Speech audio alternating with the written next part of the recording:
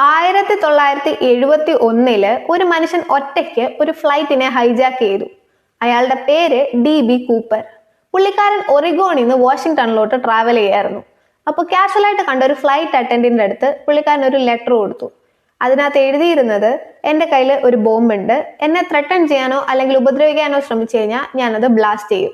ഇങ്ങനെയൊന്നും സംഭവിക്കാതിരിക്കണം, നിങ്ങളെ ആരെയും ഞാൻ ഉപദ്രവിക്കാൻ പാടില്ല എന്നാണെന്നുണ്ടെങ്കിൽ എനിക്ക് $200,000 അതുപോലെ 4 പാരച്യൂട്ടും ഈ ഫ്ലൈറ്റ് ലാൻഡ് ചെയ്യുമ്പോൾ എൻ്റെ കയ്യിലേക്ക് എത്തിക്കണം. ഇത്രയും പറഞ്ഞുകൊണ്ട് ആ ലെറ്റർ പുള്ളി ക്ലോസ് ചെയ്തു. ഫ്ലൈറ്റിൽ നിന്ന് ഇത് നേരെ ബേസിലേക്ക് അറിയിക്കുന്നു. അങ്ങനെ പല പല ചടങ്ങുകൾക്ക് ശേഷം എന്തായാലും ഫ്ലൈറ്റ് ലാൻഡ് ചെയ്തപ്പോഴത്തേക്കും പുള്ളിയുടെ ആവശ്യപ്രകാരമുള്ള മണിയും അതുപോലെ പാരച്യൂട്ടും പുള്ളിയുടെ കയ്യിലേക്ക് എത്തി.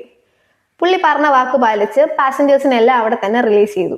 അത് കഴിഞ്ഞിട്ട് ഫ്ലൈറ്റിലെ ക്രൂവിൻ്റെ അടുത്ത് ഫ്ലൈറ്റിൽ റീഫ്യൂവൽ ചെയ്യാൻ വേണ്ടി പറഞ്ഞു. റീഫ്യൂവൽ ചെയ്ത ഫ്ലൈറ്റ് പുള്ളി മെക്സിക്കോ സിറ്റിയുടെ മുകളിൽ കൂടെ പറത്താൻ ആവശ്യപ്പെട്ടു.